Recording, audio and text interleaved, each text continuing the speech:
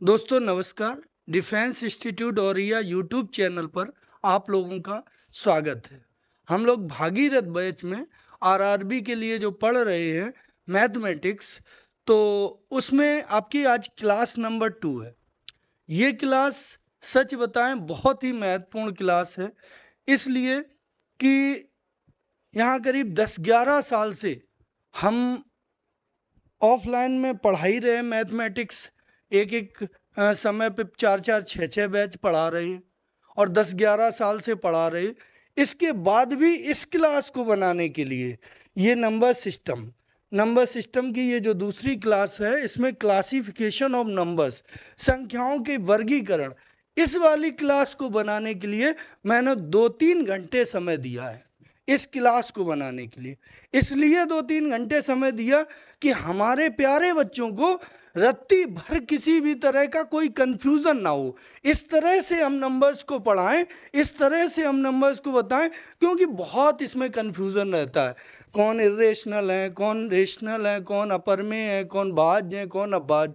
और इनको छोड़ा इसलिए नहीं जा सकता क्योंकि आरआरबी की जो एनटीपीसी है, जो एएलपी है और आरपीएफ है, कोई भी परीक्षा है, इन परीक्षाओं में इस टॉपिक से क्वेश्चन भर भर के पूछे जा रहे, तो इसको इग्नोर किया नहीं जा सकता। और हमने सोचा हमारे विद्यार्थियों को किसी भी प्रकार का रत्ती भर कंफ्यूजन ना हो, इसलिए संख्याओं को, जबकि जानते तो दसियों साल से हैं कि कौन संख्या कैसी क्या, फिर भी इतना व्यवस्थित बनाने के लिए, अच्छा बनाने के लिए हमने बताया। ईमानदारी से मैं ऑनेस्टली बता रहा हूं कि मैंने 3-4 घंटे का समय लगाया इस पे और तब ये क्लास तैयार की है। बाकी आप लोग जब क्लास को करेंगे तब फिर इसके बाद आप कितना हमें समझ पाए, कितनी हमारी मेहनत से आपको कितना फायदा हो पाया, ये आप खुद बताएंगे। और तब हम इस क्लास की सार्थकता को मानेंगे, तब हम समझेंगे कि हाँ, जब हमारे 100% बच्चों का जवाब होगा, 100 नहीं तो 99% बच्चों का जवाब होगा यस सर, मजा आ गया सर, बहुत अच्छा, एकदम क्लियर हो गया, तो हम मानेंगे कि हमारी ये मेहनत सार्थक हो गई। ठीक है, तो चलते हैं इस क्लास पे बिना टाइम गंवाए हुए। और इसमें क्लासिफिकेशन ऑफ नंबर्स, यानी कि संख्याओं का प्रकार कह दो या संख्याओं का वर्गीकरण। तो वर्गीकरण का ये चार्ट है पूरा। इस चार्ट में मैंने जो जो संख्याएं ज्यादा पूछी जाती हैं वो सब लिख रखी हैं। लगभग में ये मान लो कि 90% संख्याएं हो गई। पूरे 100% तो नहीं कह सकते और कहना भी नहीं चाहिए, क्योंकि 100% इसमें भी शामिल नहीं है, लेकिन 90% संख्याएं जो आपकी परीक्षा से संबंधित हैं वो इस चार्ट में ही शामिल हो गई। इनको एक साथ दिखाने का हमारा मतलब ये है कि तुम समझ लो कि इतनी संख्याएं ये समझ ली, तो ये मान लो कि इनसे आने वाला जो क्वेश्चन है, संख्याओं के प्रकार से आने वाला क्वेश्चन, वो आपका 100% क्लियर हो जाएगा। क्योंकि हमने देखा 100% मैं इसलिए कह रहा हूं क्योंकि हमने देखा कि इन्हीं में, ये जो हमने चार्ट बनाए, इन्हीं में कुछ ऐसे प्रकार हैं जहां से आरआरबी बार बार क्वेश्चन पूछता है। हमने 5-6 प्रकार हैं इसमें ऐसे, अभी हम तुम्हें अभी बताते हैं स्टार्टिंग में, जिससे कि तुम उन पे फोकस ज्यादा कर पाओ। वो प्रकार है जिनसे ज्यादा आरआरबी ने ज्यादा क्वेश्चन पूछे हैं।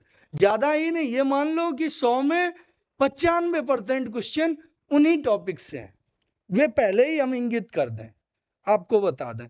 ये जो पीला वाला जो है, जिसमें हमने पीछे बैकग्राउंड पीला पीला लगाया, ये ऐसे प्रकार है जिससे सबसे ज्यादा क्वेश्चन बने। यानी कि हमने जब प्रीवियस ईयर पेपर देखे, अध्ययन किया, तो उनमें पाया कि ज्यादातर क्वेश्चन अपरमेय संख्याएं, परमेय संख्याएं, इन पे थे। ज्यादातर क्वेश्चन शांत दशमलव और अशांत दशमलव, इन पे थे। इनके भी भाग जो थे आवृत्ति और अनावृत्ति, इन पे थे। कंपोजिट और प्राइम, इन पे थे। तो ये तुम्हारे कितने हो गए, 6 2 8, लगभग में 8 प्रकार की ये नंबर से ही क्वेश्चन थे सब। पूरा खेल इन्हीं नंबर्स का था। फिर ये हमने बता इसलिए दिए हैं ये कि एक बार ओरल तुम्हें थोड़ी जानकारी और भी नंबर्स की हो जाए, क्योंकि कभी कभी वो ऐसा कर देते हैं कि किसी और से पूछ दिया यदि, तो फिर वो बात तो बहुत छोटी होगी लेकिन काओ आपसे चूक हो जाए क्योंकि आपने पढ़ी नहीं होगी वो, इसलिए इनको भी शामिल कर लिया। पूरा हमारा फोकस रहेगा, क्लास का पूरा फोकस रहेगा परमेय अपरमेय, शांत अशांत, आवृत्ति अनावृत्ति, कंपोजिट और प्राइम। इनको अच्छे से इनका इन पूरा टोटल विस्तार से इनकी चर्चा होगी।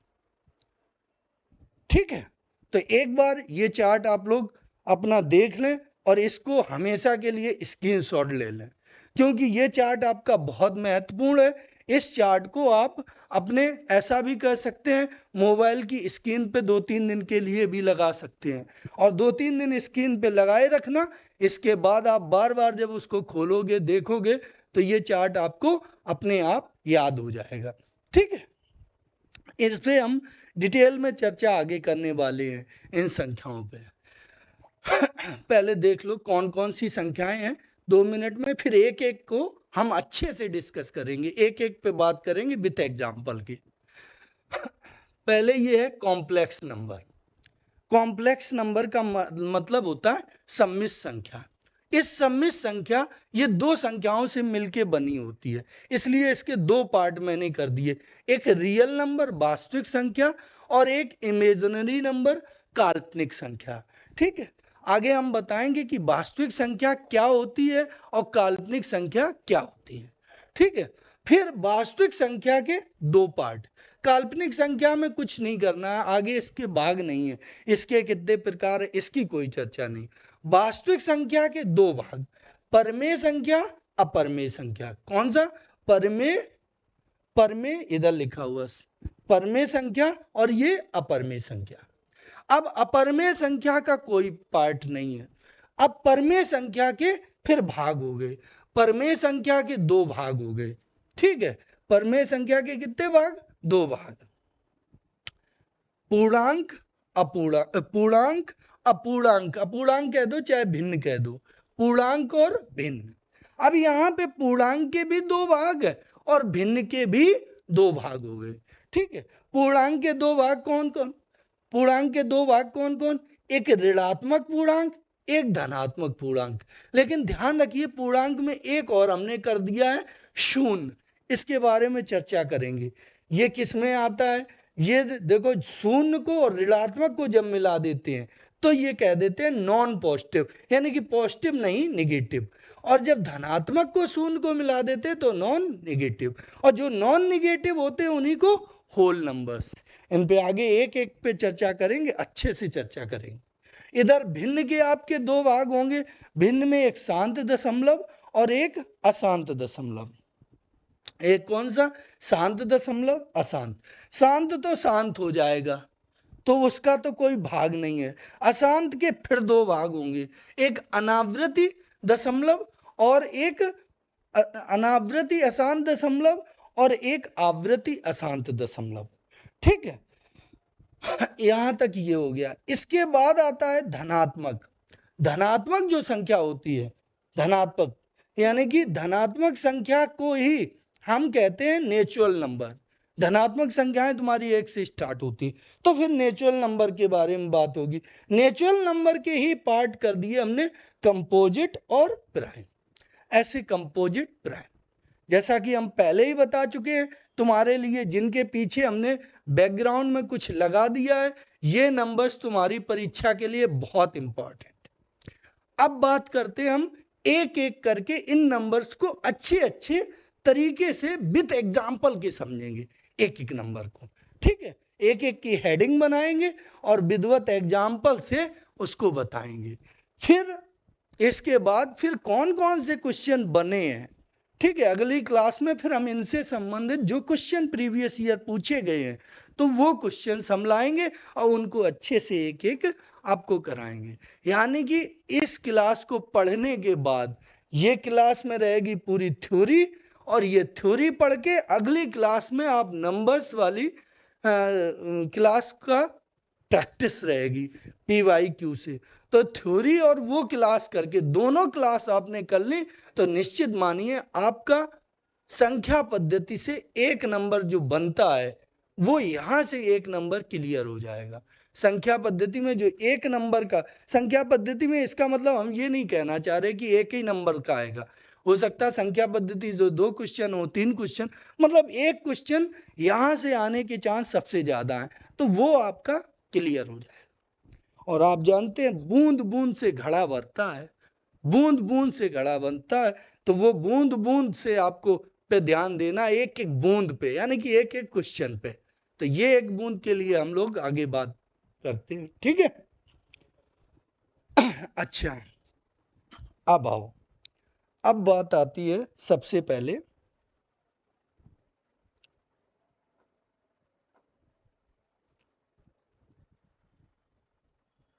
स्क्रीन ब्लैक कर ली जाए हैं तो ज्यादा सही रहेगा। ब्लैक में दिक्कत थोड़ी ये आती है कि हम काले लगने लगते हैं। इतनी समस्या है और समस्या कोई नहीं है, ब्लैक कर लेते हैं, ठीक है। चल, पहला था आपका कॉम्प्लेक्स नंबर, कॉम्प्लेक्स नंबर, ठीक। ये हो गया कॉम्प्लेक्स नंबर। इसको कहते हैं सम्मिश्र संख्या, सम्मिश्र संख्या। ये जानकारी तो आपको पता ही चल गई होगी। क्या जानकारी? कि आज डेटें क्लियर हो गई हैं आरआरबी के एग्जाम्स की, क्योंकि आपके चहेते गोलू सर ने और वो शॉर्ट में बता ही दिया था वीडियो बना के कि कौन कौन सी क्लासें, कौन कौन से एग्जाम की डेट कब है। जैसे शायद आरपीएफ में एसआई की डेट आ चुकी है और आपकी एएलपी की डेट आ चुकी है, इनकी डेट आ चुकी है, तो देख लीजिएगा आप लोग। फिलहाल नंबर इस पे आओ आप लोग, कौन सा कॉम्प्लेक्स नंबर। कॉम्प्लेक्स नंबर क्या होता है? तो the number which is made by real and imaginary part, the number which is made by real and imaginary part, that is called complex number। ऐसी संख्याएं जो वास्तविक और काल्पनिक दोनों के मिलने से बनती हैं, उनको हम क्या कहते हैं? सम्मिश्र संख्या या कॉम्प्लेक्स नंबर कहते हैं, ठीक है। किनसे मिलके?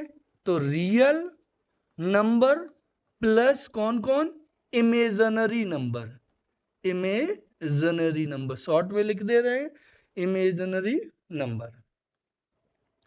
इन दोनों से मिलके जो बनती हैं उनको हम क्या कहते हैं? कॉम्प्लेक्स नंबर, ठीक है।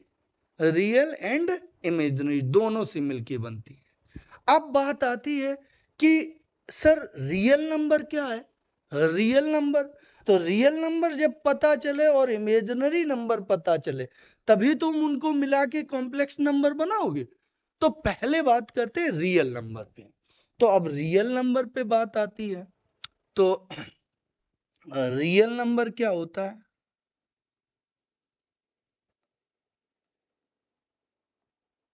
तो इसकी डेफिनेशन ये है कि जिन संख्याओं को तुम संख्या रेखा पे व्यक्त कर दो, जिन संख्याओं को संख्या रेखा पर व्यक्त किया जा सके उन्हें हम वास्तविक संख्याएं कहते हैं। जिन संख्याओं को संख्या रेखा पर व्यक्त किया जा सके उन्हें हम वास्तविक संख्याएं कहते हैं। एक बार नोट करते हैं, जिन संख्याओं को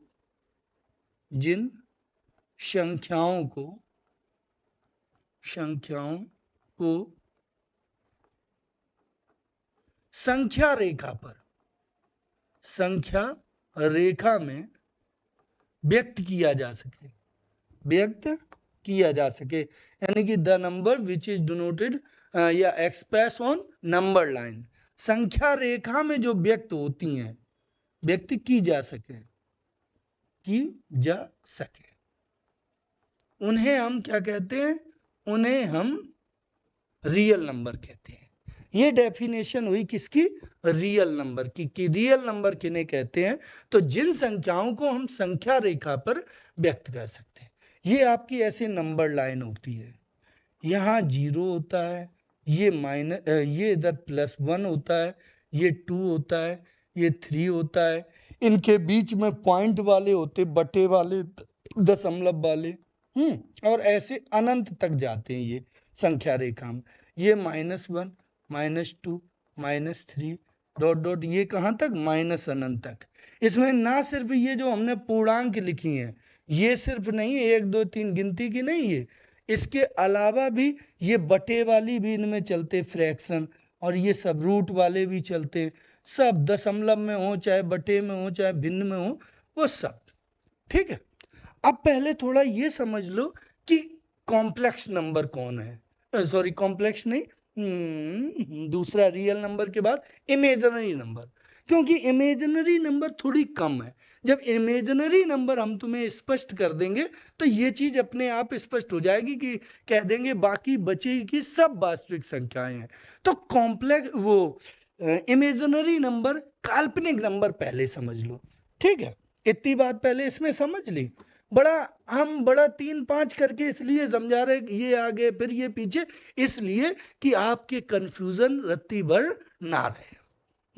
एक एक बात क्लियर हो, इसलिए आपको हम आगे पीछे कर रहे हैं। ठीक है, इमेजिनरी नंबर यानी कि कौन सी वाली? इमेजिनरी नंबर मतलब इधर हिंदी भी लिख दें, ये थी तुम्हारी वास्तविक संख्या, और ये आपकी थी कौन? काल्पनिक संख्या। काल्पनिक संख्या।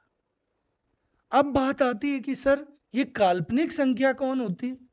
तो काल्पनिक संख्याएं वे संख्याएं होती हैं, चाहे ऐसे कह दो, जिन्हें संख्या रेखा में व्यक्त ना किया जा सके। इसकी अपोजिट के हिसाब से परिभाषा लिखें तो क्या? जिन्हें संख्या रेखा में व्यक्त ना किया जा सके,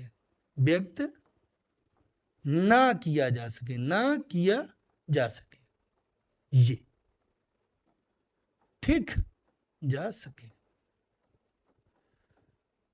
जिन्हें संख्या रेखा में व्यक्त ना किया जा सके, उन्हें हम क्या कहते हैं? उन्हें हम काल्पनिक नंबर। अब एक बात आपके दिमाग में है कि संख्या रेखा में व्यक्त किया जा सके और ना किया जा सके, लेकिन अभी तो स्पष्ट नहीं हुआ। ये तो ठीक है जिन्हें व्यक्त किया जा सके, ये ठीक है जिन्हें नहीं व्यक्त किया जा सके। वे कौन है जिन्हें नहीं व्यक्त किया जा सकता? तो इनका एग्जाम्पल पहले समझिए। तो इनका एग्जाम्पल ले लो। एग्जाम्पल के लिए हम आपका दूसरा कलर चूज कर लेते हैं, तो एग्जाम्पल दूर से आपको दिख जाए। किसमें तो नहीं दिखेंगे। ये शानदार। तो एग्जाम्पल देखें, तो एग्जाम्पल कौन आते हैं? इसमें 2 तरह की संख्या। कैसी? जो रूट के अंदर निगेटिव हो या जिनमें आई जुड़ा हो। क्या? जो रूट के अंदर हो और कैसी हो? निगेटिव। रूट के अंदर हूं और कैसी हूं? निगेटिव। या आप कह सकते हो जिनके साथ ये आई जुड़ा हो, आई इसको आइटा बोलते हैं, आइटा। ठीक है, ये जुड़ा हो, या जिनके साथ रूट के अंदर निगेटिव हो और आइटा जुड़ा हो। कैसी? रूट के अंदर निगेटिव वाली कैसी? तो उसकी बात करें तो रूट के अंदर निगेटिव कौन हो? कैसे? तो रूट के अंदर निगेटिव ऐसे, जैसे रूट के अंदर -5, ठीक, और रूट के अंदर -9।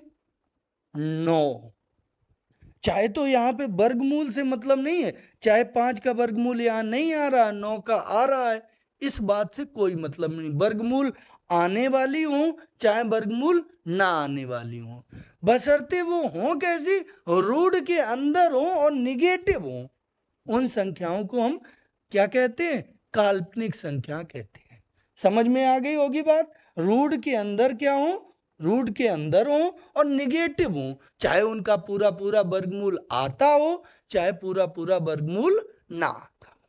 ठीक, और आई लगा हो, ये कैसी, कुछ संख्याएं ऐसी होती हैं जैसे 2i, 5i, 9i, ऐसी।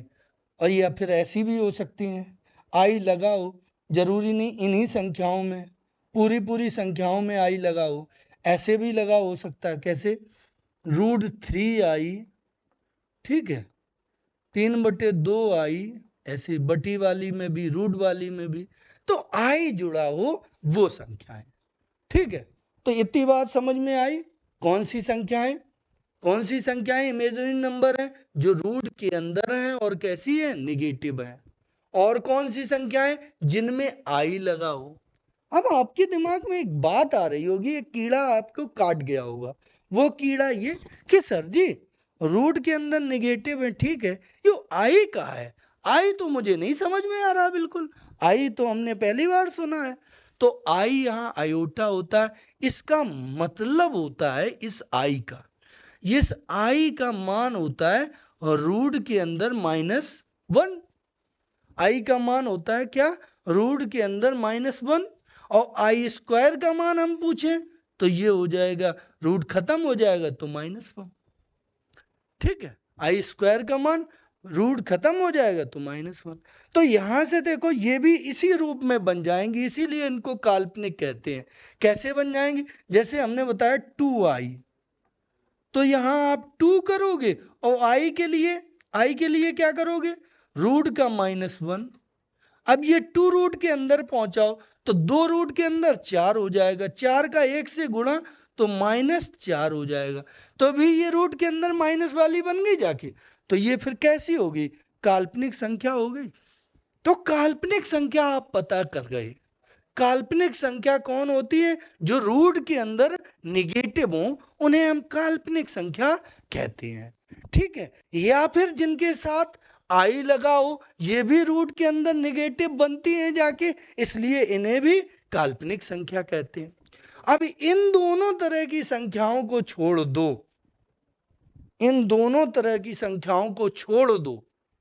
कौन दोनों की तरह की, रूट के अंदर निगेटिव और जिनमें आई लगाओ। बार बार बात को हम इसलिए रिपीट करते हैं कि आपके जेहन में वो बात अंदर तक चली जाए, आपको एकदम क्लियर हो जाए, जेहन में वो बात बस जाए। इसलिए एक ही बात को हम 2-2 बार, 3-3 बार, 4-4 बार रिपीट करते हैं। ठीक है, तो फिर बात वहीं पे, क्या एक बार फिर रिपीट करो, काल्पनिक संख्याएं कौन है, मेरे साथ आप भी मुंह से बोलो, काल्पनिक संख्याएं कौन है, तो आप बोलोगे रूट के अंदर निगेटिव हो, और कौन है, और जिनके साथ आई लगाओ। तो इनके अलावा जितनी संख्याएं हैं सब तुम्हारी रियल नंबर है। इनके अलावा जितनी संख्याएं हैं सब आपकी क्या है, रियल नंबर हैं। ठीक है, सब रियल नंबर, यहां नोट करके लिख सकते हो आप। नोट करके क्या लिख सकते हो, नोट करके ये लिख सकते हो, काल्पनिक संख्याओं के अलावा जितनी भी संख्याएं हैं, काल्पनिक संख्याओं के अलावा, संख्याओं के अलावा के अतिरिक्त अन्य सभी संख्याएं, अन्य सभी संख्याएं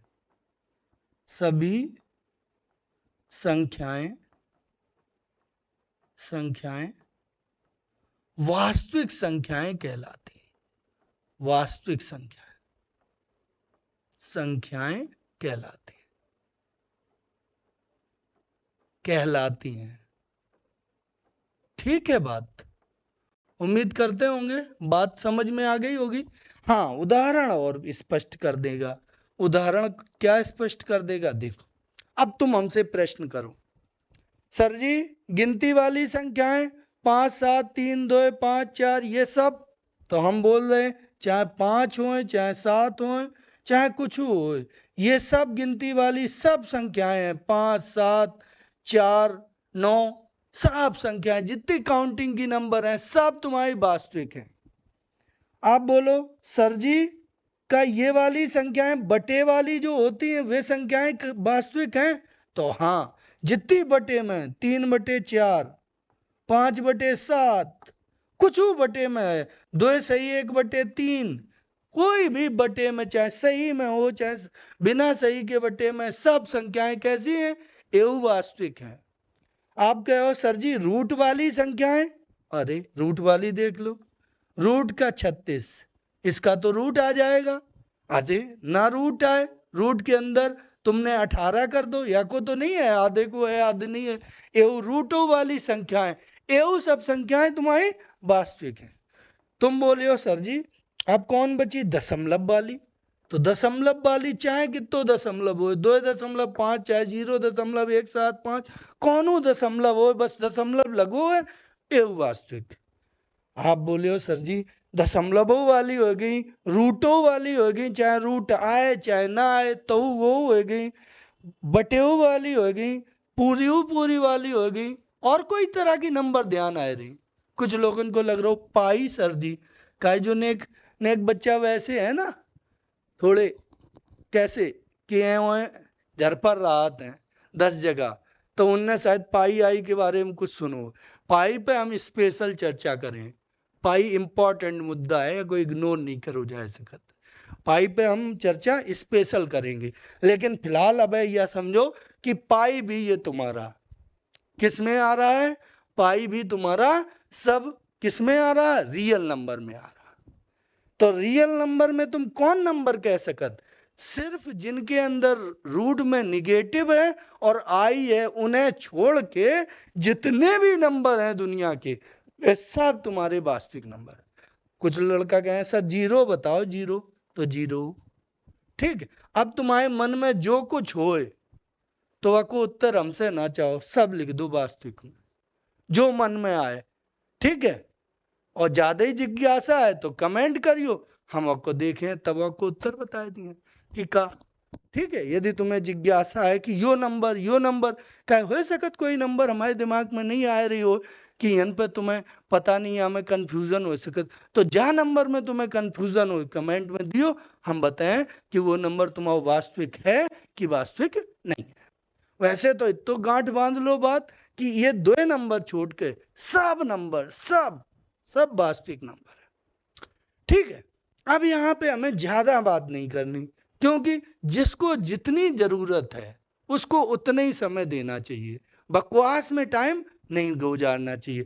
यहाँ पे अभी बहुत ज्यादा मैटर बना नहीं, बहुत ज्यादा क्वेश्चन बने नहीं, हाँ आगे बनने की संभावना थी, इसलिए हमने इतना समय यहाँ दिया, ठीक है। अब ज्यादा समय वेस्ट नहीं करेंगे, अब इतना तुम्हें बताए देते हैं कितना, यहाँ पे फिर आओ, इतना बताए दे रहे हैं कि ये कॉम्प्लेक्स नंबर क्या है। तो ये वाली भैया नंबर, ये वाली रियल और ये इमेजिनरी, ये वाली नंबर जब मिल जाती हैं तो कॉम्प्लेक्स नंबर बन जाते। एक उदाहरण बनाए के बताएं कैसे, जैसे 2 + 3i, सही है। देखो अब 2 का है, यो रियल पार्ट है, 2 आई गो 2 रियल पार्ट, और यो 3i का है, इमेजिनरी पार्ट है, तो ये क्या बन गो, ये कॉम्प्लेक्स नंबर बन गया। ऐसे ही आपका आ जाए 2 - √5i, तो भी कोई घबराने की बात नहीं है। यहाँ 2 ना करना चाहो तुम, कह दो सर जी 2 का ही लेत का, कोई घोटाला है बात में? कोई घोटाला नहीं, जो नंबर चाहो बटे वाला लेना चाहो बटे। अब हम कितने लेके दिखा सकते हैं? हम तो 1 ही 2 लेके दिखा सकते हैं। तो ऐसे कोई भी एक पार्ट रियल हो और एक पार्ट इमेजिनरी हो, दोनों से चाहे प्लस में जुड़े हो चाहे माइनस में जुड़े हो, वे नंबर कैसे हैं? मिलके हो, चाहे प्लस में जुड़ जाए चाहे माइनस से हो। या ना सोचिए सर जी ने प्लस लगाओ तो प्लस ही अकेले, चाहे वे जुड़े चाहे वे घटे, दो से मिलके जो बने हो वे संख्याएं तुम्हारी सम्मिश्र संख्याएं कहलाती हैं, कॉम्प्लेक्स नंबर कहलाती हैं। उम्मीद करते हैं ये 3 नंबर्स तो आपको स्पष्ट होने ही चाहिए, हो ही गए होंगे। फिर भी यदि कोई संशय रहता है तो अपनी भावना को आप अपने माध्यम से, कमेंट के माध्यम से व्यक्त करो। हम आपकी भावना को समझेंगे और जितना अच्छा समझ पाएंगे उतना ही अच्छा आपको हम सुझाव दे पाएंगे, उतना ही अच्छा आपको सॉल्यूशन दे पाएंगे। क्योंकि डॉक्टर को बीमारी बताओगे ना, तभी तो डॉक्टर उसका बेहतर इलाज कर पाएगा। बताओगे कि हमारे सर में दर्द है, पेट में दर्द है, कमर में दर्द है, तभी तो इलाज है। बोले हो नहीं कुछ, नहीं नहीं आए राम दर्द हो रो, बोल नहीं रहे तो फिर दिक्कत है। कैसे पता चला? आगे बढ़े। आगे बढ़ने से पहले एक बार फिर चार्ट पे नजर कि कौन कहां तक निपट गए। तो आप यहां आ गए, यहां पे भी आ गए, ये तो पढ़ ही चुके। तो ये 3 नंबर्स को आपने ऊपर से खल्लास कर दिया है। अब बात करते हम परमेय और अपरमेय। देखो ये परमेय अपरमेय वाले ये तो आपके कैसे हैं, इनके पीछे क्या लगो है, परमेय परमेय प्रिंटेड है, इनके पीछे छापा लगो है। तो ये तुम्हारे बहुत इंपॉर्टेंट नंबर्स में ये आ गई, परमेय अपरमेय। तो परमेय अपरमेय पे अब बात करेंगे अगले टॉपिक, अगले मतलब टॉपिक में नहीं, अगली स्लाइड में। अब मैंने एक शऊर कम है हमें या बोलबे को कि का बोले अगले में काई में, तो तुम समझो, थोड़ी भावनाओं से जुड़ो। यह बात नहीं कि जो हमारे मुंह की बात निकल जाए वही को पकड़ के बैठने है, वह को नहीं पकड़ने। तो अब बात करते हैं हम परमेय नंबर में।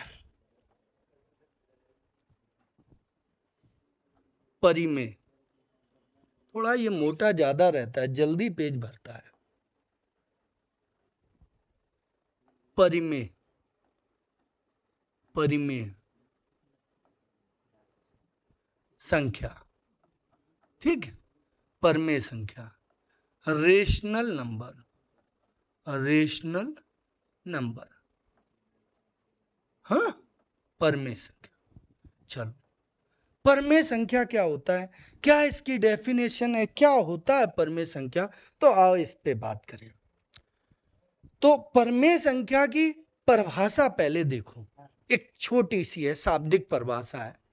The numbers which can be expressed in p upon q form where p and q both will be integer, q does not equals to 0। यहां बेटा हमने 3 बातें कही, हिंदी वाले ध्यान से समझें कि वे संख्याएं जिन्हें p बटे q के रूप में लिखा जा सके। कैसे लिखी जा सके? नंबर 1 p बटे q के रूप में लिखी जा सके। नंबर दो क्या विशेषता हो उनकी? नंबर 2 विशेषता ये हो कि p and q both will be integer, यानी कि p और q दोनों पूर्णांक हों।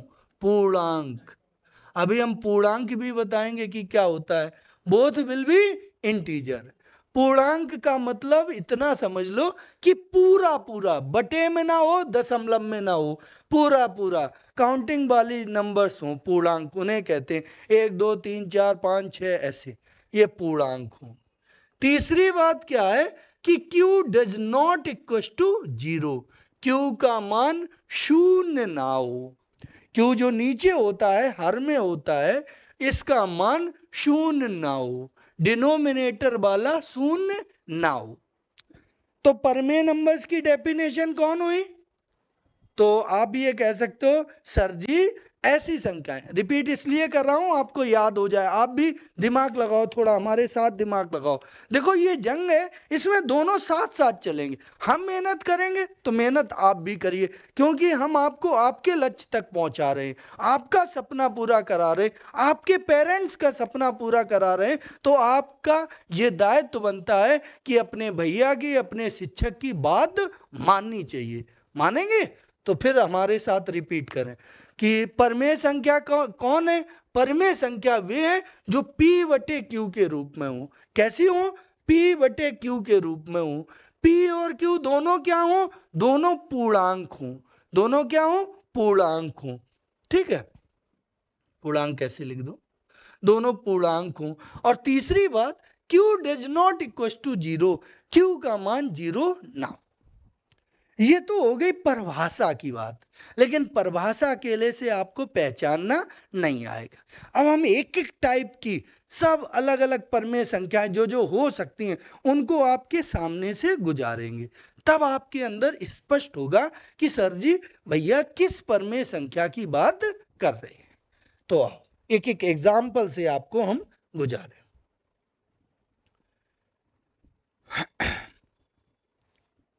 कौन सा? ये वाला सही रहेगा। एग्जाम्पल, परमेय का एग्जाम्पल, ये तुम्हारी जो काउंटिंग वाली नंबर है, जैसे 1 2 3 4 5 6 7 डॉट डॉट अनंत तक, या -1 -2 -3 -4 डॉट डॉट माइनस अनंत तक, पूरी पूरी ये सब परमेय होती है। कैसे? इनमें का तीनों कंडीशन लगती हैं? तो हाँ लगती हैं। कोई एक संख्या उठा लो जो आपकी मर्जी हो। मान लो आपने कितना उठाओ, 9 ले लिया। आप कहो सर जी इसको तीनों कैटेगरी में ये तीनों कंडीशन इस पे लागू होनी चाहिए, तो बिल्कुल होंगी। 9 को क्या लिख दोगे? 9/1, क्योंकि 1 का भाग देने पे 9 पे कोई फर्क नहीं पड़ेगा, आप जानते हैं। तो 9/1 हमने लिख दिया, 9/1 लिख दिया। तो 9/1 हमने लिखा। अब देखो ऊपर, ये देखो पहले कंडीशन कि P/Q में हो, तो हो गई P/Q। आप बोले हो हाँ P/Q होगी। अब दूसरी चेक करो, PQ दोनों पूर्णांक हो, पूरी पूरी हो, दशमलव में ना हो, तो 9 पूर्णांक है और 1 पूर्णांक है। तीसरी कंडीशन चेक करो, Q does not equal to 0, Q को मान 0 ना हो तो 1 है। तो आप क्या कहो कि भैया ये जो गिनती की संख्याएं हैं, अब एक इनमें नीचे लिखो नहीं जात, ठीक है, एक मानो जात एक लिखो नहीं जात। तो ये जितनी गिनती की संख्याएं हैं भैया, ये सब संख्याएं आपकी परमेय संख्याएं। क्लियर है? अच्छा, अब हम कुछ ऐसी नंबर लें जो भिन्न के रूप में हो, जैसे 22/7 है। अच्छा, अब हम या की तुलना करें कि यह कैसी संख्या परमेय है कि नहीं, तो आप चेक करो।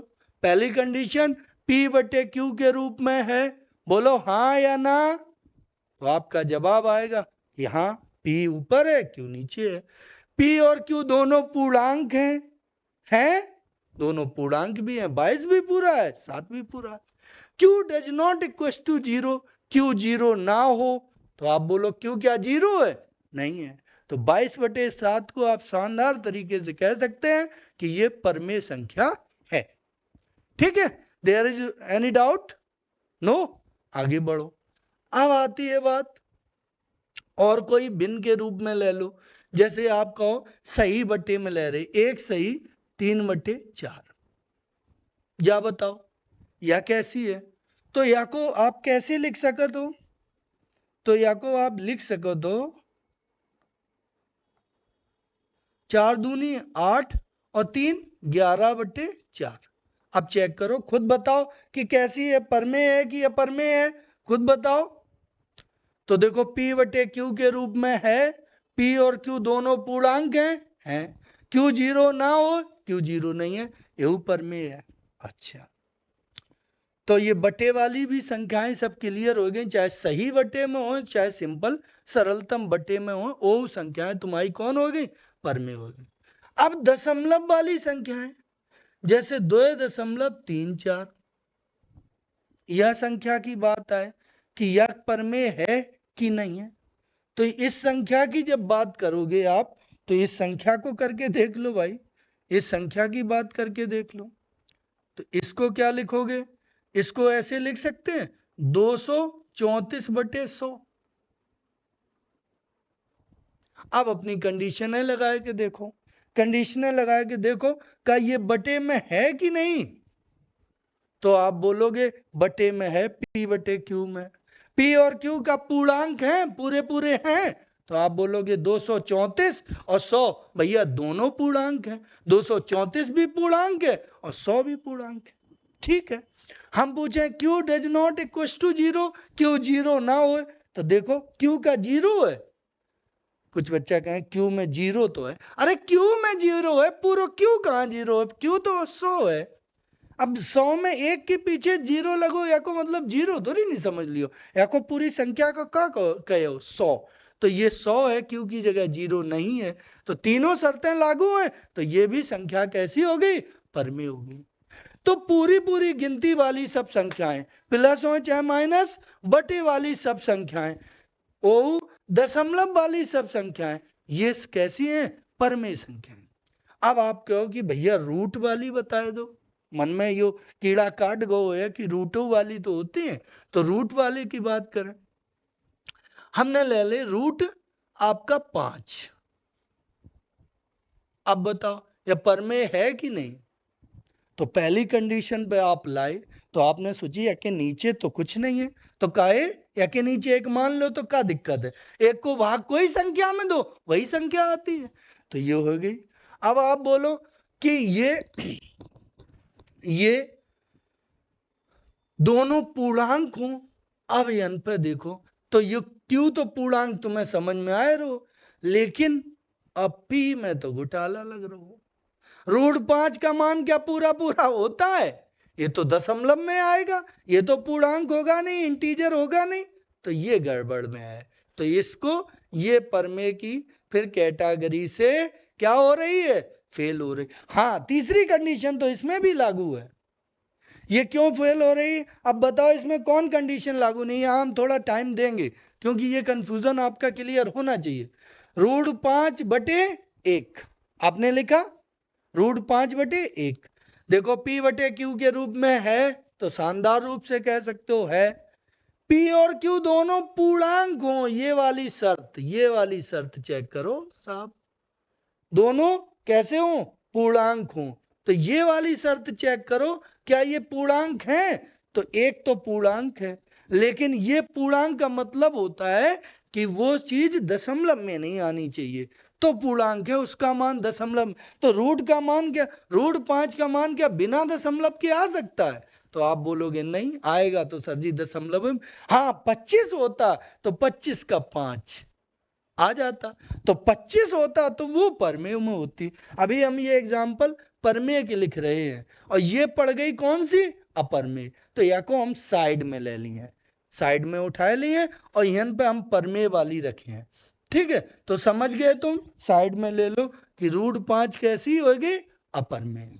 लेकिन यहाँ पे 25 हम ले लें तो, अब बात करो तो 25 वाले को 25/1, 25 का वर्गमूल का दशमलव में आएगा, नहीं 25 का 5 आ जाएगा, तो 5/1 हो गया, तो 5/1 भिन्न भी है, पूर्णांक भी है, 5 1 दोनों, क्यू का मान 0 भी नहीं, तो रूट के अंदर वे संख्याएं कौन सी जिनका वर्गमूल पूरा पूरा आ जाए, उन्हें ही परमेय वाली लाइन में लिखोगे, जैसे रूट 25 है, रूट 49 है, रूट 64 है, इनके वर्गमूल पूरे पूरे आ रहे हैं, क्लियर है, तो इन्हें परमेय में लिखोगे, लेकिन इन्हें काहे में लिखोगे, अपरमेय में।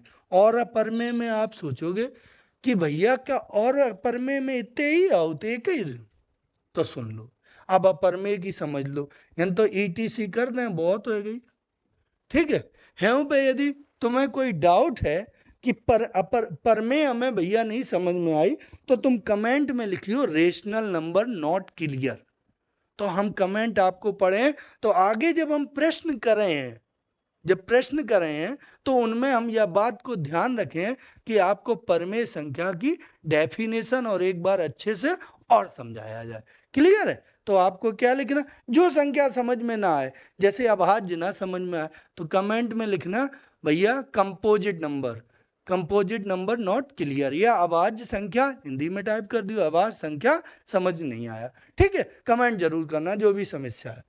तो ये तुम्हारे एग्जाम्पल हो गए परमेय के एक बार कौन कौन, जितनी भी गिनती वाली संख्याएं प्लस माइनस वाली सब परमेय में है, जितनी भी तुम्हारी क्या है भिन्न है बटे अटे वाली वे सब परमेय है, जितनी भी दशमलव वाली है चाहे कोई हो वे सब परमेय है, जो रूट वाली हैं जिनको पूरा पूरा वर्गमूल आए रहो वो संख्याएं परमेय है।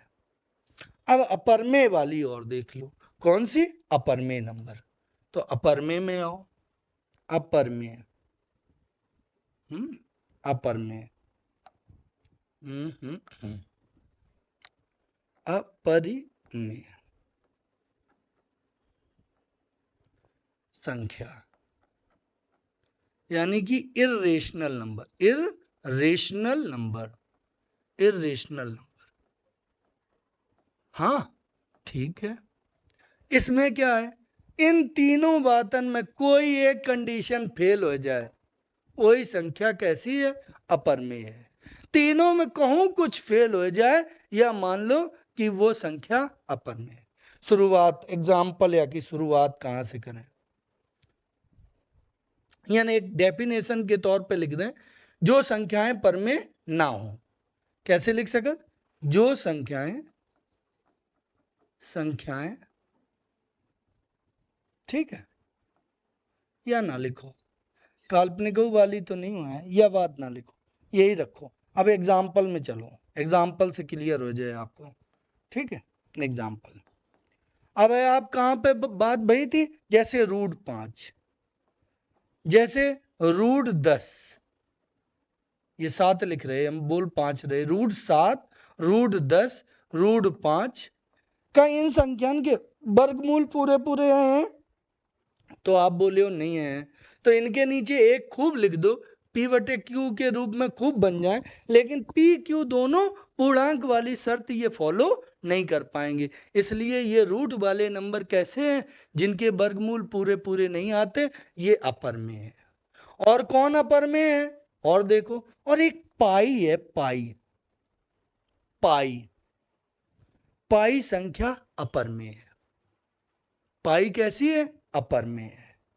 और कौन अपरिमेय है, और एक बात और हम आपको बहुत महत्वपूर्ण बताने जा रहे, वह बात यदि अभय नहीं बताई तो आपके अंदर कंफ्यूजन का इतना हो जाए कि आप यह कहो भैया ने हमें गलत सिखाए दो, तो वह बात अभय इन पे किल कर, वो बहुत जरूरी है। क्या बात, या के लाने हम ग्राफ पे पहुंचे, यो ग्राफ है अपनी, में हमने भिन्न बताई थी, भिन्न परिमेय संख्या के जब भाग करे, भिन्न करे, तो भिन्नों परिमेय में आती थी, और भिन्नन के ये दो भाग हो गए तो ये परिमेय में कहे जाए, ठीक। और परिमेय में अशांत के दो भाग हो गए तो ये परिमेय में कहे जाए। लेकिन है ही ट्विस्ट है कि यहां में आवृत्ति वालों रिकरिंग, अब जो हम बताए, अब समझे कि क्या होता, वह वाली तो परिमेय में कही जाए, जो अनावृत्ति वाली होगी, अनावृत्ति दशमलव भिन्न, जिसकी आवृत्ति नहीं होती, उसको इसमें नहीं लिखोगे। लेकिन हमारा ग्राफ सही नहीं बन रहा था, इसलिए हमने सेट कर दिया, तो अनावृत्ति दशमलव वाली यहां ना होके सेट यहां होगी। यस, अभी बस इतनी बात दिमाग में रखो, अभी जब अनावृत्ति हम बताएंगे क्या होता है, तब आपको फिर आगे क्लियर हो जाए। थोड़ा सब्र करना होगा, सिस्टम से चीजें सीखेंगे। तो हम यहाँ पे क्या लिख दें, वो बात जब हम वहां बताएंगे तो बहुत अच्छे से क्लियर करेंगे, ठीक है। तो हम यहाँ नाम डाले दे रहे हैं अभी अनावृत्ति दशमलव, ठीक है। यहाँ अनावृत्ति, अनावृत्ति दशमलव भिन्न, ठीक। इस पे चर्चा होगी और जबरदस्त चर्चा होगी, ठीक है। फिलहाल इसको समझ लो कि अनावृत्ति दशमलव भिन्न।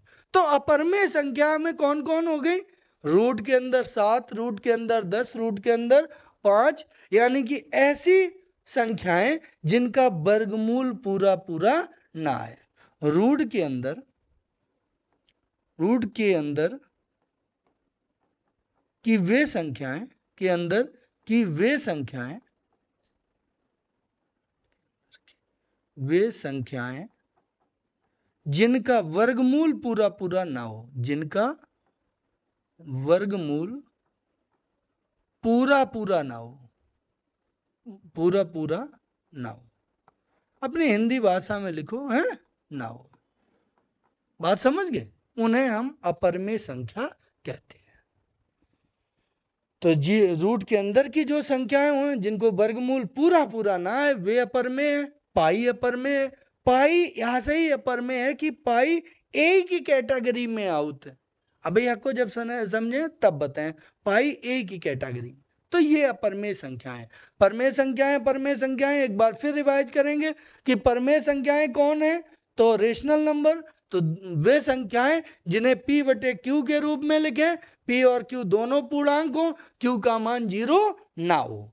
एग्जाम्पल में गिनती की सभी संख्याएं 1 2 3 4 प्लस माइनस वाली सब, बटे की सब, दशमलव वाली सब, ऐसी रूट के अंदर की संख्याएं जिनको पूरा पूरा वर्गमूल आ जाए।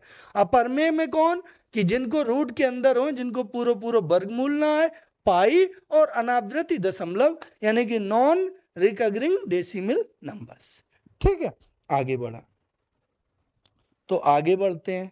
अब आगे किसकी बात है। अब इसमें कहां पहुंच चुके हम लोग ये भी क्रॉस कर चुके हैं, ये भी बात क्रॉस कर चुके। अब इसके बाद परमेय के पार्ट में चलेंगे, भिन्न और डेसिमल। भिन्न और फ्रैक्शन, ये एक है पार्ट। दूसरा पार्ट है इंटीजर यानी कि पूर्णांक। तो पहले पूर्णांक पे बात करते हैं।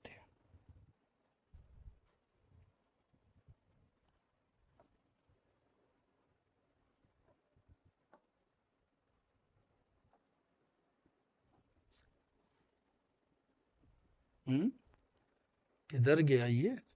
इसके बाद अगला वाला खाली है, पीछे लिख दिया लगता है वो।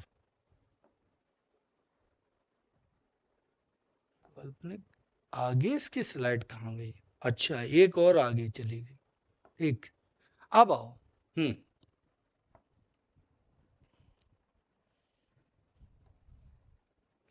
नेक्स्ट, पूर्णांक। पूर्णांक, पूर्णांक मतलब इंटीजर। ठीक है, पूर्णांक यानी कि इंटीजर। इंटीजर, ठीक, इंटीजर। तो ये इंटीजर नंबर क्या है, पहले इसको समझो। पूर्णांक आपकी 3 प्रकार की होती हैं। पूर्णांक आपकी 3 प्रकार की होती हैं। कौन कौन 3 प्रकार हैं, ये देखो।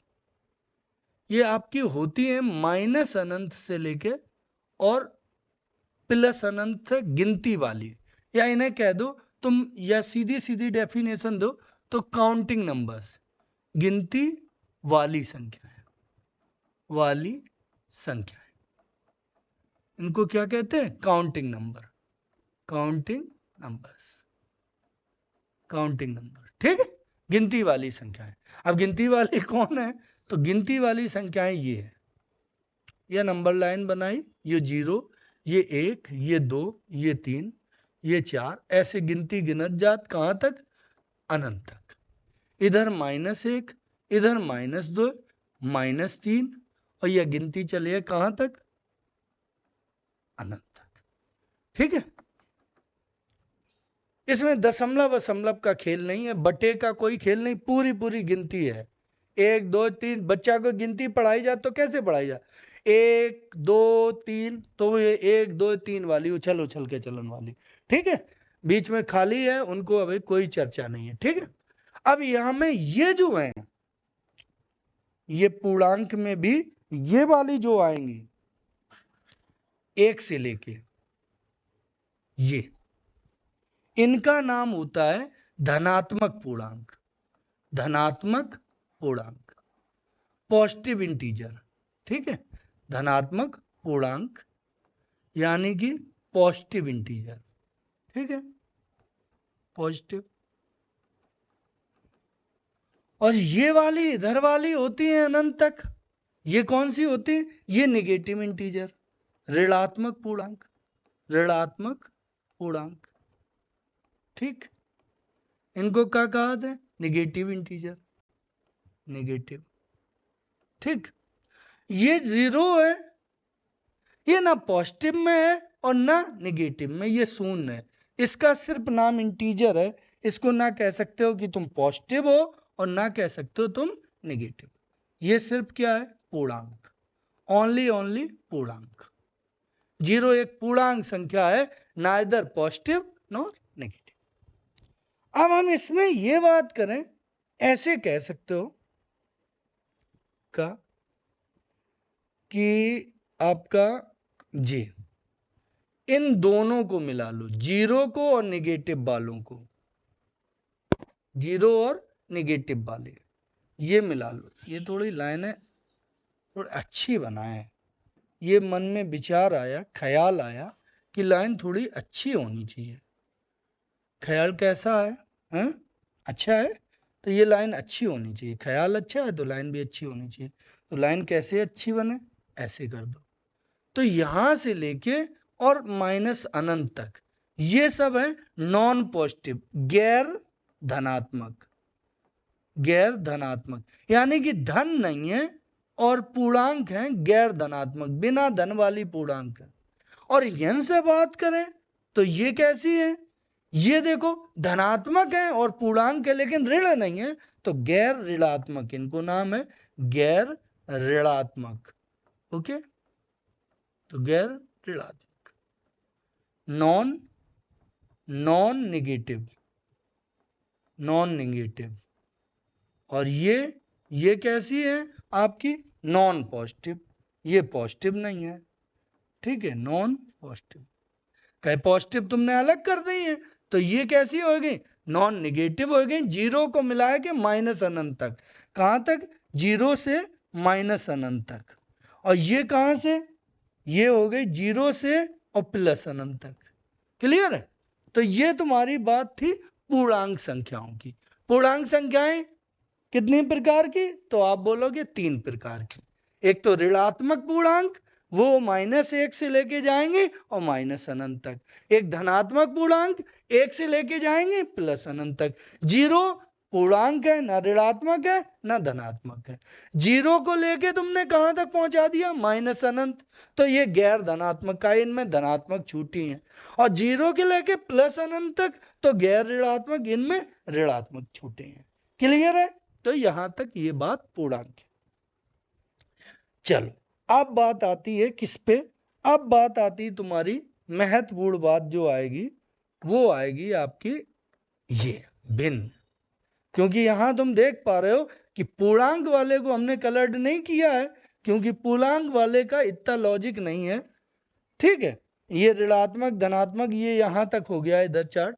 ये देखो इनमें हमने लगाए हैं, बैकग्राउंड इनमें लगा हुआ है। इसका मतलब ये जो इंपॉर्टेंट सेक्शन है, ये भिन्न वाला सेक्शन इंपॉर्टेंट है। तो अब बात हम भिन्न वाले सेक्शन पे ही करने वाले हैं।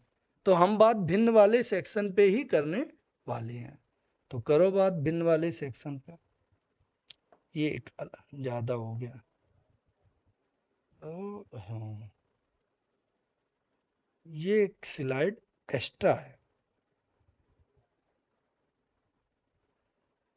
ये ना डिलीट हो जाए। चलो छोड़ो, बाद में करेंगे। नो, नो कर दो, नो।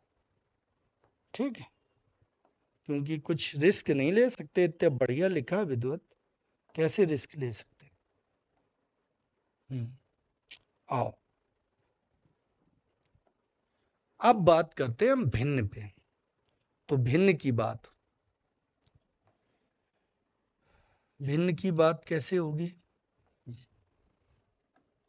भिन्न फ्रैक्शन, फ्रैक्शन को बात करते हैं, फ्रैक्शन।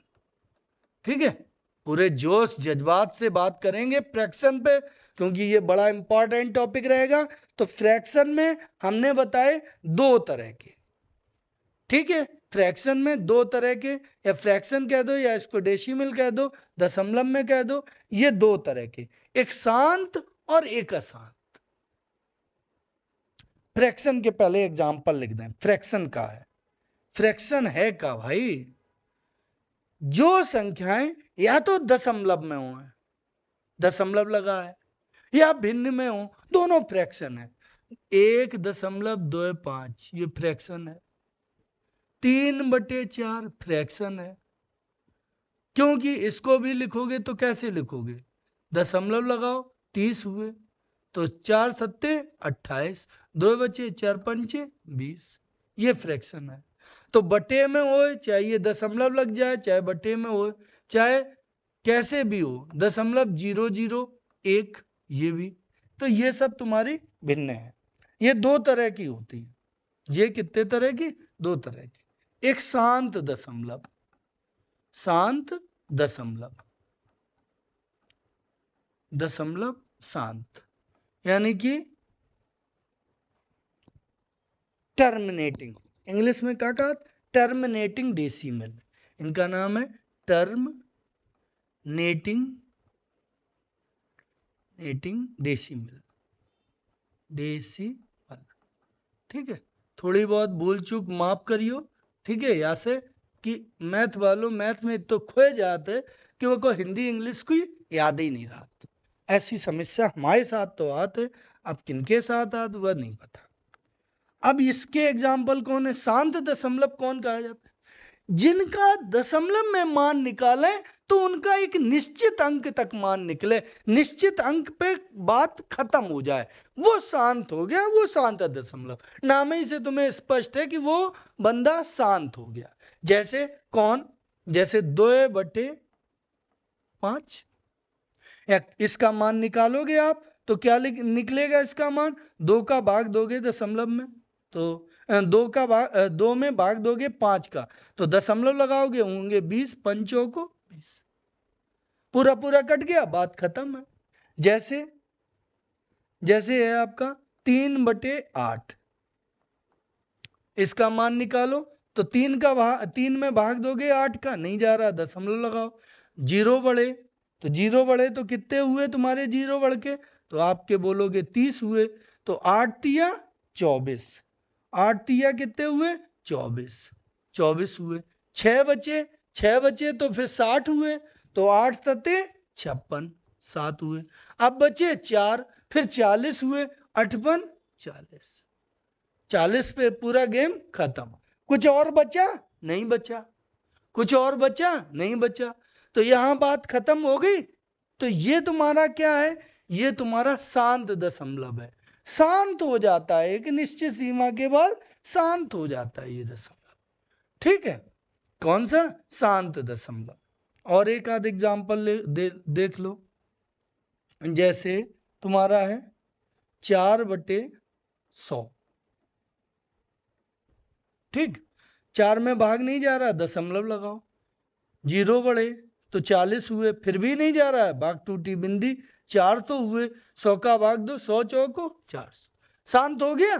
तो ये सब तुम्हारे शांत दशमलव है, जो एक निश्चित दशमलव के बाद निश्चित स्थान पर पहुंच के पूरे खत्म हो जाए।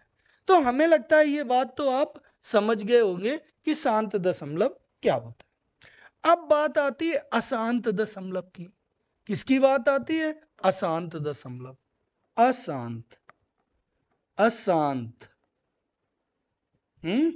अशांत, बिंदी कहां भटक गई यार? तो अशांत ये है, यानी कि इसको कहते हैं नॉन टर्मिनेटिंग। नॉन टर्मिनेटिंग, जिनका अंत ना हो, तो नॉन और टर्मिनेटिव। ठीक है, टर्मिनेटिव, नॉन टर्मिनेटिव, यहीं पे बात आगे बढ़ाएंगे। कौन सा? नॉन टर्मिनेटिव। तो इसमें उदाहरण में कौन आएंगे? कुछ ऐसे होते हैं जो शांत ही नहीं होते दशमलव के बाद, उनकी कोई लिमिट ही नहीं हो, तो आके ही रह जाते, शांत ही नहीं होते। जैसे कौन? जैसे हैं तुम्हारे 1/3, इसका भाग देके देखना तो क्या आएगा? दशमलव लगाओगे 10 होंगे, 10 में भाग दोगे तुम, दशमलव लगाओगे तो 0 तुम्हारी बढ़ेगी, तो 10 होंगे। 10 में 3 का जब आप भाग देंगे तो कितना होगा? 3 तिरका 9, फिर एक बचा, फिर कितना होगा? 10 होगा। तो 10 में फिर 3 का भाग दोगे तो 3 तिरका 9, फिर एक बचा, फिर क्या हुआ? 10 हुआ। 10 में 3 का भाग, 3 तिरका 9, फिर एक बचा, 10 हुआ। 10 में 3 का भाग, 3 तिरका 9। बताओ कहीं ये शांत होने वाला नहीं है? कहीं ये शांत होने वाला है? तो नहीं है। तो 0.33333 आता ही रहेगा। तो ये तुम्हारा कैसा हुआ? ये तुम्हारा अशांत दशमलव, नॉन टर्मिनेटिंग, इसका अंत नहीं है, आता ही रहेगा। क्लियर है? और एक उदाहरण ले लो। कैसे? जैसे है तुम्हारा, जैसे एक उदाहरण और लीजिए, एक उदाहरण, शानदार उदाहरण है। है तुम्हारा 10/3, 10 तो ये तो हो ही गया। तो जैसे अब आपने ले लिया 40/3, 2 भाग, 3 एकम 3, ठीक। 10 हुए, 3 त्रिका 9, बताओ। तो फिर रिपीट करो, 3 त्रिका 9, 3 त्रिका 9, 3 त्रिका 9, ऐसे आते ही रहेंगे 3 3, ठीक है। जैसे जैसे आपके हैं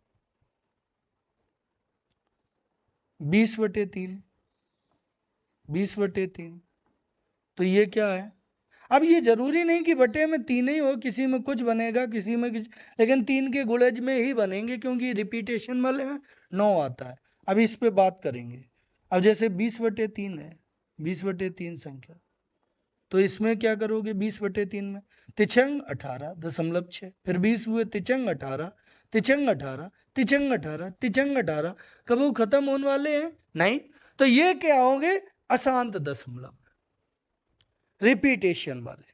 कभी कभी ऐसा होता है कि एक ही अंक नहीं रिपीट होके रह जाता, 2 अंक रिपीट हो जाते हैं। ऐसे भी सीधे उदाहरण लिख दें, 0.25, 25, 25, 25, डॉट डॉट डॉट डॉट, 2 अंक रिपीट हो रहे, पहले 2 आएगा, फिर 5, फिर 2, फिर 5, फिर 2। कभी कभी ऐसा होता है कि 3 अंक पे रिपीट होते हैं, 1 2 7, 1 2 7, 1 2 7, 3 के अंक। तो कुल मिला के कहीं ये आप समझ लो कि कैसा। और कभी कभी ऐसा भी होता है कि कोई अंक ही नहीं रिपीट होता है, हर बार एक नया अंक आता जाता है। ऐसे भी होते हैं। कैसे? देखो, ऐसा आएगा। कैसा? यहां कोमा करके बता दें, 0.13124934213, बस। कोई ना कोई बदल बदल के वही अंक और नहीं रिपीट होते। निश्चित समय के बाद नए नए अंक बदल बदल के आते आते तो 9 ही अंकों में है, लेकिन कभी कोई आ गया, कोई, और उनका कोई रिपीट होने का कोई क्रम भी नहीं होता। तो ये सब जो रिपीट होते हैं, जो कभी शांत नहीं होते, चलते ही जाते हैं, चलते ही जाते हैं, निकालते रहो तो निकलते ही रहते, निकलते ही रहते। दशमलव में कुछ ना कुछ देते ही रहेंगे। कहो एक ही सेम संख्या दें, या निश्चित अंतर पे संख्या रिपीट वाले दें, या हमेशा नए नए अंक को फिर रिपीट कर करके दें, लेकिन रिपीट को कोई क्रम ना हो, तो ऐसे को हम अशांत दशमलव, नॉन टर्मिनेटिंग डिजिट बोलते हैं। क्या बोलते हैं? नॉन टर्मिनेटिंग डेसिमल बोलते हैं। समझ में आया? इसके बाद अब बस थोड़ी कहानी बची है, पेशेंस से आपको देखना है, और आज का ये तुम्हारा क्लासिफिकेशन ओवर होने वाला है। ठीक है? तो अब क्या बचा है जरा एक बार देखोगे तो अब क्या बचा है, तो अब ये ग्राफ तुम्हें बताएगा कि क्या बचा है। तो ये तो सब हो चुके हैं, ये भी हो चुका, ये भी हो चुका, ये भी हो चुका, ये भी हो चुका, ठीक है, ये भी हो चुका, ठीक है, ये भी हो गया, ये भी हो गया, ठीक। अब इसमें इसके पार्ट रह गए हैं ये, और यहां पे महत्वपूर्ण बात थी तो हमने बताया, तो इसमें भी अशांत में, तो अशांत में अब 2 प्रकार है, तो दोनों को प्रकार से डिस्ट्रीब्यूट करेंगे। ठीक है, तो अशांत में आओ।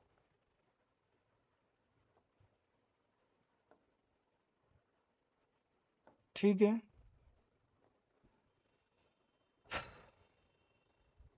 अशांत के 2 प्रकार कौन कौन से हैं? तो अशांत के 2 प्रकार हैं, एक होता है रिकरिंग, एक होता है नॉन रिकरिंग, यानी कि आवृत्ति दशमलव, आवृत्ति दशमलव, दशमलव, यानी कि रिकरिंग डेसिमल। ठीक, इसमें क्या होता है? इसमें वही जो अभी हम आपको बता चुके हैं। कौन से वाले? अशांत में वो सब बताए थे। अब उन्हीं में से दो तरह के थे, उनमें आपने शायद ध्यान दिया हो। एक ऐसे थे जो कि रिपीट हो रहे थे, 3 3 3 3 3। कुछ ऐसे थे 2 5 2 5 2 5, थे क्या? एक निश्चित अंतर के बाद देखो 2 5 फिर 2 5 2 5, इसमें वही डिजिट बार बार, या इसमें दो दो डिजिट रिपीट हो रहे हैं। एक बताया था हमने पॉइंट, जैसे 1 7 2 1 7 2 1 7 2, तो 3 3 के बाद डिजिट रिपीट हो रहे हैं। इसमें डिजिट रिपीट हो रहे हैं इसलिए, और अशांत है इसलिए इन्हें अशांत आवृत्ति दशमलव, रिकरिंग डेसिमल बोलते हैं। ठीक है। अच्छा, रिपीट कौन नहीं होते? रिपीट कौन नहीं होते वो देखो, तो जो होते अनावृत्ति, अनावृत्ति, अनावृत्ति दशमलव, अनावृत्ति अशांत दशमलव। यहां एक वर्ड और कर लेना, अशांत का, ये अशांत ही है दोनों, अनावृत्ति, आवृत्ति अशांत और ये अनावृत्ति अशांत, अशांत दशमलव। ठीक है, दशमलव, यानी कि नॉन रिकरिंग, शॉर्ट में लिखें रिकरिंग, और टर्मिनेटिंग, नॉन टर्मिनेटिंग, अशांत है ना, तो non recurring, non terminating, non terminating. ठीक है, वो हिंदी इंग्लिश पे ज्यादा नहीं फोकस करना है, हमें बात पे फोकस करना। इसके एग्जाम्पल कौन है? इसके एग्जाम्पल हैं आपके पाई, पाई। इसका एक एग्जाम्पल कौन सा है? पाई। पाई का मान असल में 22/7 मान लिया जाता है, लेकिन पाई का मान 22/7 होता नहीं। पाई का मान लगभग में 3.14 मान लिया जाता है, लेकिन पाई वास्तव में 3.14 के बराबर होता नहीं है। पाई, पाई नॉट इक्वल टू है 22/7, 22/7।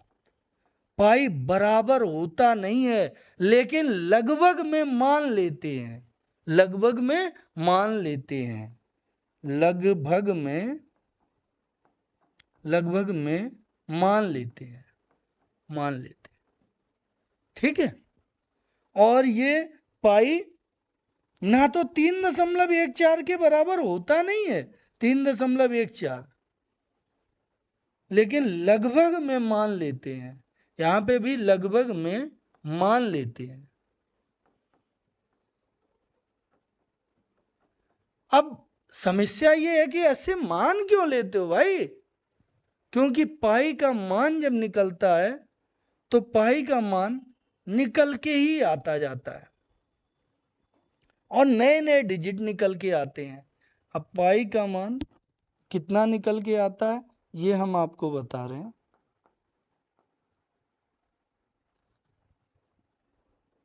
पाई का मान, अब ये तो यार क्लियर याद नहीं है, लेकिन हम बताएं आपको कि पाई का मान 3.14, फिर कोई संख्या, फिर कोई संख्या, 4 6 ऐसे 5, अब 7 3 ऐसे करके आता रहता है। और कोई निश्चित क्रम भी नहीं होता पाई में, पाई में निश्चित क्रम भी नहीं होता है, ऐसे ही आके रह जाता, आके रह जाता है। इसमें डॉट डॉट भी नहीं लगा सकते, क्योंकि हर बार वो ऐसे ही नहीं, रिपीट नहीं होता, रिपीट होने का कोई क्रम नहीं है।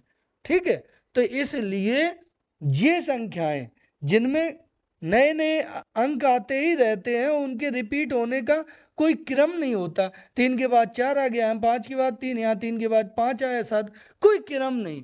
इनको हम कहते हैं नॉन रिकरिंग, नॉन टर्मिनेटिंग, यानी कि अनावृत्ति, इनकी आवृत्ति ना हो, अनावृत्ति दशमलव।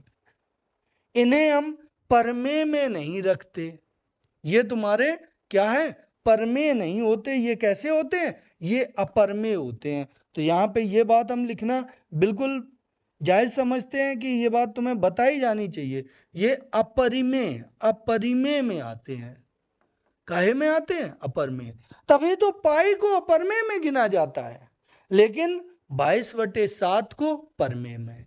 3.14 को परमे में। यहां से क्वेश्चन बहुत बनता है। क्या क्वेश्चन बनता, लाओ यही बता दे, क्या क्वेश्चन बनता है, ये क्वेश्चन बहुत बनता है। निम्न में कौन सी संख्या, क्वेश्चन बनाते हैं, निम्न में से कौन सी संख्या परमेय है या अपरमेय है, ये क्वेश्चन बनता है। निम्न में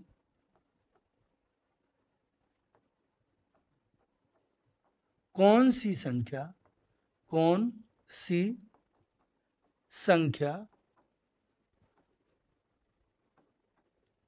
अपरिमेय है, अपरिमेय है। इनमें से कौन सी संख्या अपरिमेय है। अब इसमें एग्जाम्पल में जैसे ऑप्शन क्या रहेंगे, तो ऑप्शन है पहला 22/7, दूसरा ऑप्शन है 3.14, ऐसे आया हुआ क्वेश्चन है ये, और शायद एसआई की परीक्षा में शायद आया हुआ है, अब हमें क्लियर तो याद नहीं है। 22/7, 3.14, और एक है तुम्हारा पाई, और एक था none of these, none of these. ये क्वेश्चन, तो इसका जवाब क्या दोगे, 22/7। जिन लोगों ने सोचा पाई का मान सर जी 22/7 भी होता है 3.14, वे तो ये कहेंगे 22/7 परमेय है, तो पाई भी परमेय होगी, ये भी परमेय, तो वे लगा दिए नन ऑफ दीज। कोई को यह बात याद रहेगी कि पाई अपरमेय है, तो वो कहें पाई के मान ये दोनों, तो यहां में तो तीनों अपरमेय है, तीनों वाला कोई ऑप्शन नहीं, तो नन ऑफ दीज। असल में यह बात तुम्हें समझ के चलने है कि पाई को 22/7 माना जाता है, लेकिन होता नहीं, लगभग में मान लेते हैं, इसलिए पाई अलग कैटेगरी में रखा गया, पाई को अपरमेय की कैटेगरी में रखा गया, और 22/7 और 3.14 को परमेय की कैटेगरी में। तो ये वाला आंसर आपका सही हो। उम्मीद करते हैं ये आपको पूरा क्लियर हो गया होगा। ठीक है, ये नॉन टर्मिनेटिंग और टर्मिनेटिंग पूरी बात क्लियर हो गई होगी। अच्छा, अब बात करते हैं कहां तक पहुंच गए, कुबन होने लगी क्या, तो देखो ये भी हो गया, ये भी हो गया, और तुम्हारा अब बात आती है धनात्मक संख्याओं को ही प्राकृतिक संख्या कहते हैं। प्राकृतिक भाज्य और अभाज्य, इन पे चर्चा रह गई है, सम विषम पे चर्चा रह गई है, थोड़े एक दो संख्याएं और हैं जिन पे चर्चा रह गई, तो हम अगली क्लास में करेंगे।